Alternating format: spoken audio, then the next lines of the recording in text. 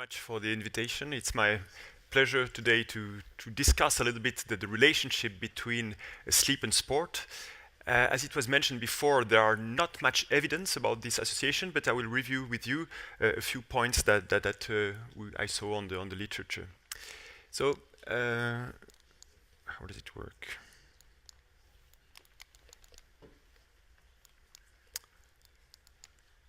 I don't know. Is there a problem with? Okay. So we spend about 1/3 of our lives sleeping. And interestingly, medicine was not interested in sleep for many, many years. It's only for about 20 or 30 years that we try to understand what's happening during sleep. For many years we thought it was just the absence of wakefulness, but actually many things happen during sleep. It's an active process. There are different sleep stages, and most of the organs, it's the brain that needs to sleep, but many organs will behave differently during sleep compared to wakefulness. Okay, so in order to assess how we sleep, we need to assess the brain activity. So we use electrodes on the head like this with a reference, and we get some electrical signal, which is the electroencephalogram, and this will allow us to determine in which sleep stage you are. So each sleep stage will have its own pattern. You see here the stage 1, light sleep, stage 2, slow wave sleep. This is the deep sleep with these typical delta waves, which are slow and very, very wide. And this is REM sleep. So each of these stages will succeed to one another and build sleep cycles. You've all heard about that. So we start with stage 1, stage 2, stage 3 and 4 are now only one stage. This is the deep sleep. And then the brain reactivates for a while during REM sleep. So this is still sleep, but the brain is very active during REM. The whole body is paralyzed except the eyes, because we have rapid eyes movement, and it's the time of sleep during which we dream the most. We have very vivid dream, and this is if I wake you up when you're in REM, you will probably remember a dream. You can also remember dreams in other sleep stages, but they are usually less vivid and less frequent. So as you can see here, the first sleep stages have a lot of deep sleep, and the subsequent one a bit less and more REM sleep. So these different sleep stages, will evolve across the ages. You see that very young people have a lot of slow wave sleep, SWS, here in dark blue. And when you move on to older age, you have less and less of this slow wave sleep. And interestingly, wake after sleep onset, this is the time you spend awake during the night, tends to increase. For example, an adolescent will sleep very heavily for the whole night, and older people may wake up several times during the night, which is completely normal. So the different questions we can address today is, first, does sport affect sleep quality? This is already interesting. And then what is the effect of sleep loss, of sleep curtailment on sport performance? Conversely, does sleep extension allow an improvement of performance? Then what is the effect of circadian rhythm on performance? Is it a good idea to train and sleep at high altitude? And then are some sleep disorders such as sleep apnea bad for the performance?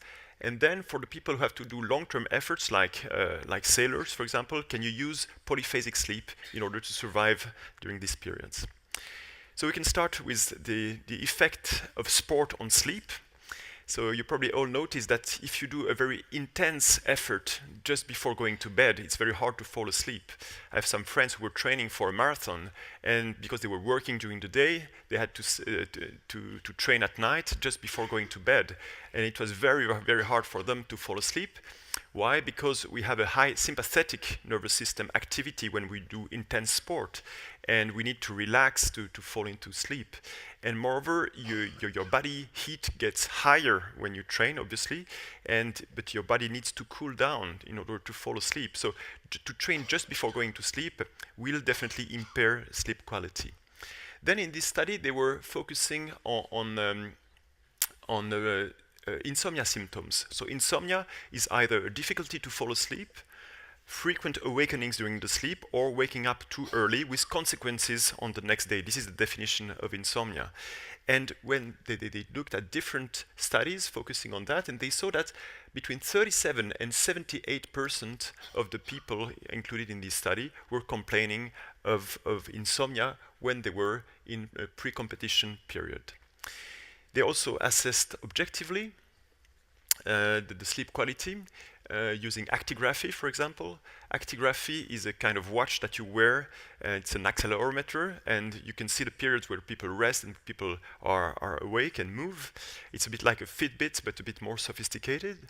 And you see here that sleep onset latency, total sleep time, and sleep quality may be impaired, for example, when you compare the rest days compared with the training days. So it's mostly the total sleep time that will decrease. Sleep quality, according to one study also. When you compare intensified versus normal training, you see that the sleep latency will increase, so it takes more time to fall asleep, and also the total sleep time will decrease and sleep quality will also decrease. So there is a clear effect of intense sport just before going to bed on your sleep.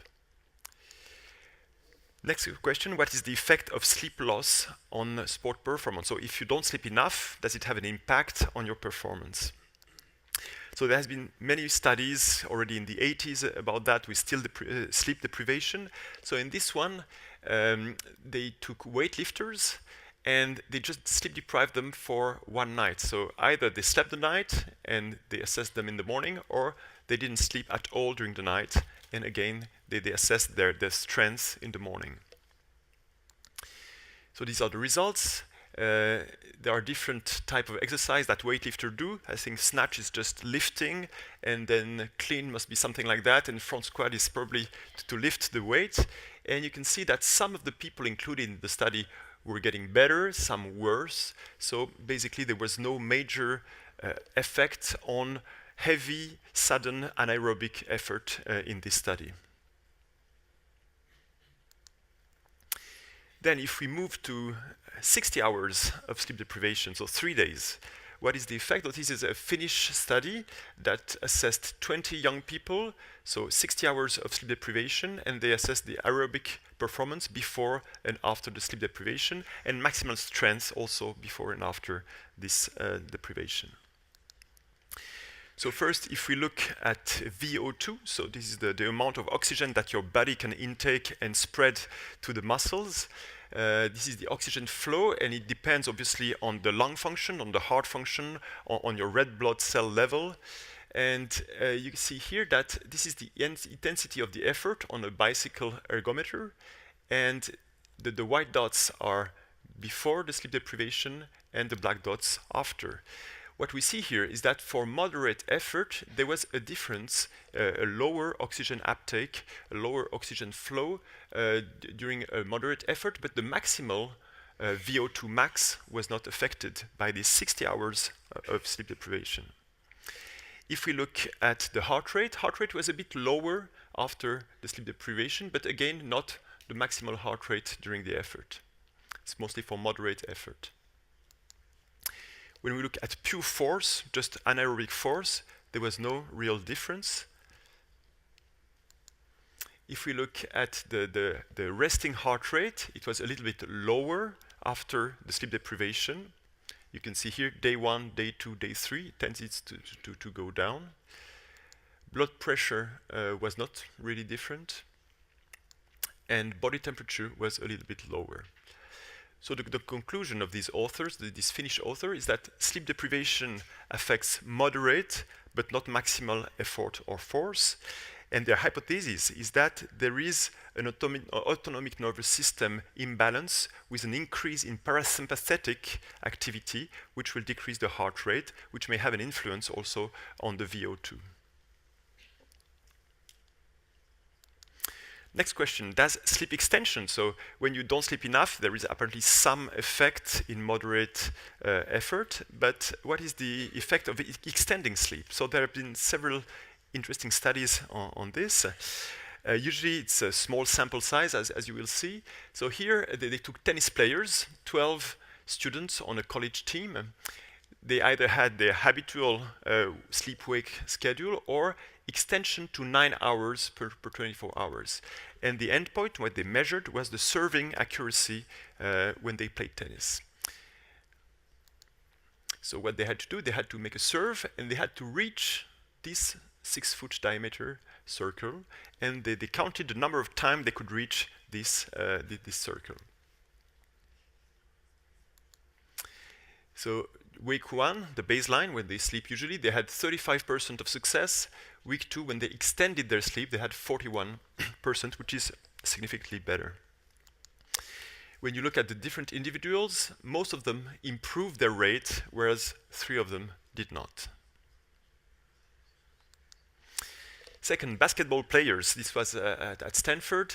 There is a famous sleep team there who studied them. So 11 students, again, a very small sample, 19 years old. So baseline versus 5 to 7 weeks of sleep extension. So the goal was to have 10 hours in bed and to sleep as much as they could during these 10 hours. And they had different outcomes related to the basketball game. So first, they compared what they thought they slept and what they actually slept according to the actigraphy.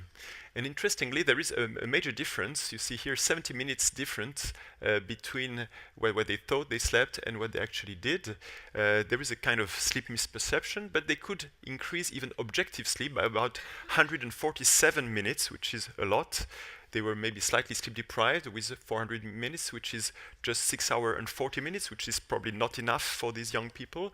But then they extended quite a lot. And let's see what happened. So first, the sprint. Sprint was slightly better, so a bit less than 1 second better, but this was significant. Free throws, so they went from 8 out of 10 to almost 9 out of 10, so it was slightly better. 3-point field goals was also improving. Subjective self-rating also improved. So apparently there was a direct effect of sleep extension on the performance of these young people. This is the sprint time. So you can see that along the days of sleep extension, they got better and better in the sprint time. Finally, they also took rugby players. So these are 25 people, 25 years old, and they studied different parameters, but here also reaction time. And reaction time, which is apparently very important in rugby, slightly decreased. It was significant, but the difference is not major. So now, what is the effect of circadian rhythm? So as you all know, during the 24 hours, during daytime, we tend to be more awake than during nighttime. This is pretty obvious. Sleep is regulated by 2 different processes. Processes S, which is homeostatic, so the longer you stay awake, the more you want to sleep. And process C, which is the circadian rhythm. So during daytime, you tend to be awake, and during nighttime, it's easier to fall asleep. So if we take, for example, the process S, so this is the homeostatic process. If you wake up, for example, at 7 in the morning, you accumulate your need for sleep until 11 in the evening. So it's easier to fall asleep in the evening because you accumulate some substances like adenosine, for example, in your brain. So the higher the level of adenosine, the more you want to sleep. And then during sleep, you evacuate this adenosine until the morning. You probably all know antagonists of adenosine, which decrease the feeling that you need sleep. It's caffeine, for example. Caffeine is a direct antagonist of adenosine, which decreases the sleep propension. So, for example, so you accumulate your sleep need, you spend it during the night, and if you, for example, have a nap in the afternoon or in the early evening, you decrease your sleep pressure, which builds up a little bit in the evening, but then at 11, you're less likely to fall asleep if you had a nap, for example. On the opposite, if you stay awake for the whole night until the next evening at 11, your sleep pressure will be much, much higher, so it will be even easier for you to fall asleep. But even if you don't sleep for the whole night, it's very hard to stay awake at 4 or 5 in the morning, but then suddenly at 8 or 9 in the morning, you feel better. Why? Because it's not the only process. The second process is a process C, which is this one. So this is circadian rhythm, And you see, even plants do that. So for a long time, we thought that the plants were retracting their leaves in the evening and extending them in the morning because the light was coming on them. And so when the light comes, they extend the leaves. Very logic. But if you look at the same plant in a black box with no lights, this is what you see. So this is a 24-hour accelerated movie. So there is no light. It's an infrared camera. So what does that mean? So it's not the direct effect of light. It's really an internal clock that will determine when they extend their leaves and when they retract them. Of course, it will adapt. It will synchronize with the day and dark cycle. But there is an internal clock that even plants have, but animals and humans obviously also have. And this little internal clock is within the suprachiasmatic nucleus, which is just behind the eyes. And this will synchronize our sleep-wake cycle. Interestingly, our natural sleep-wake cycle and our natural rhythm is not 24 hours naturally. It's more or less 25 hours in most of the people. So if you take a human being and you put him in a cave without any contact with the external world for several days, it will slowly change his rhythm, because the days will be 25 hours and not 24. And because of the light-dark cycle, because of our watch, because of our meals, because of our work, we synchronize to the 24 hours. But this is not natural. We have to do it actively. And this is due to the connection with the eye. So there is a direct connection. As it was mentioned before, the blue light will decrease the secretion of melatonin. Melatonin is secreted during the sleep phase, and if you put a lot of light in the evening, you can push forward the secretion of melatonin, which is not good because it will delay the sleep onset. So the light comes here, it allows to synchronize the suprachiasmatic nucleus with the 24-hour light-dark cycle. Then it connects with the pineal gland that will secrete melatonin, and this will also synchronize the whole body rhythm, like temperature, for example. So your temperature goes lower during the night and higher during the day. Cortisol secretion will be higher in the morning. There will be a peak in the morning.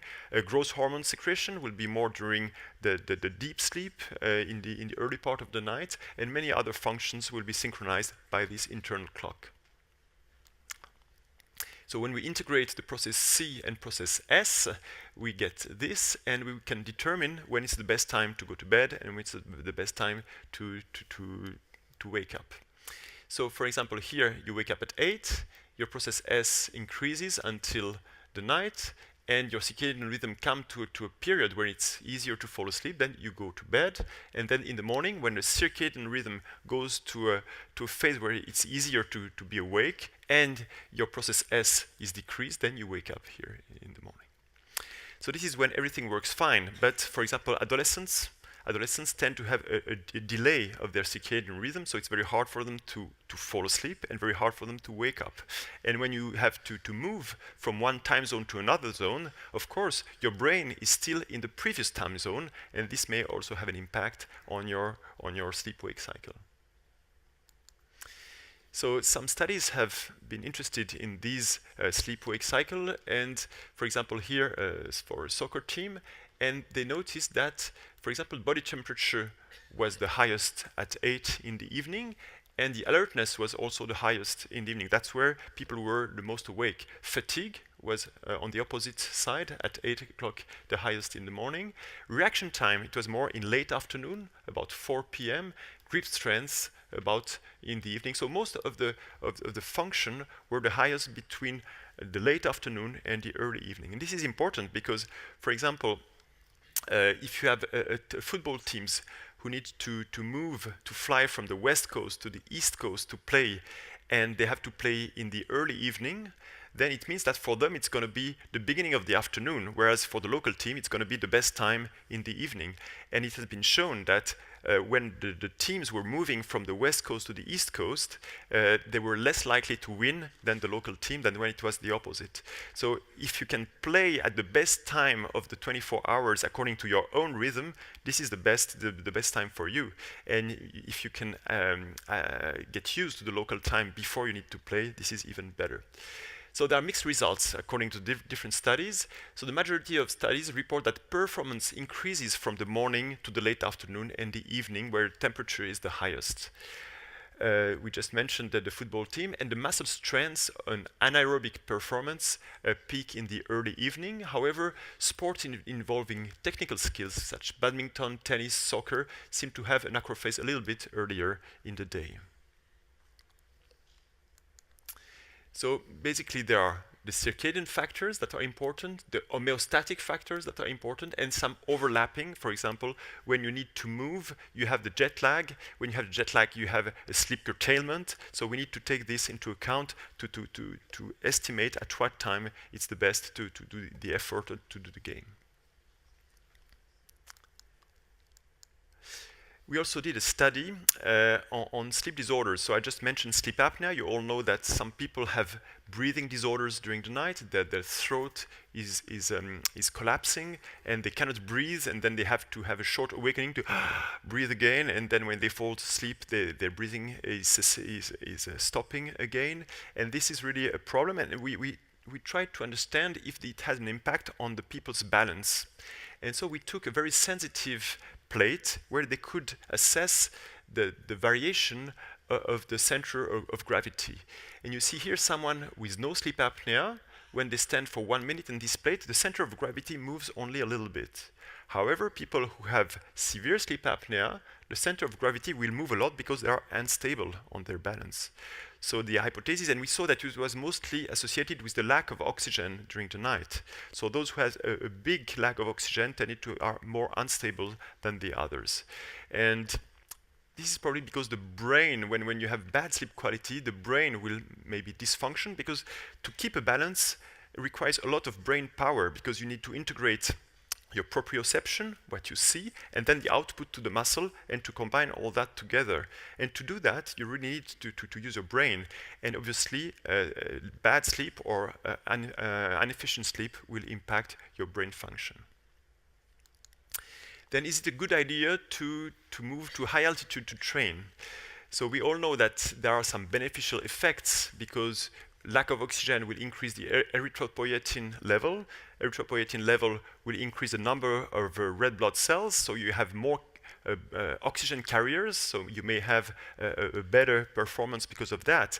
But you still need to remember that at high altitude, you may have a decreased sleep quality. Even young people who have no obstructive sleep apnea, because their throat is very nice, they can have sleep apnea at high altitude. This is a study where we studied mountaineers, Swiss mountaineers, who moved to Ladakh in Leh in 3,600 meters, and we performed sleep studies at this altitude. And this is one subject who had no sleep disorders. He was breathing fine. This is inspiration, expiration, very stable. And when he was at high altitude, you see here, he was breathing 4 or 5 times, then stopped breathing completely, then breathing 4 or 5 times and stopped breathing. And each time he was stopping to breathe, he had to have a short awakening at this time. So it was disturbing their sleep quality.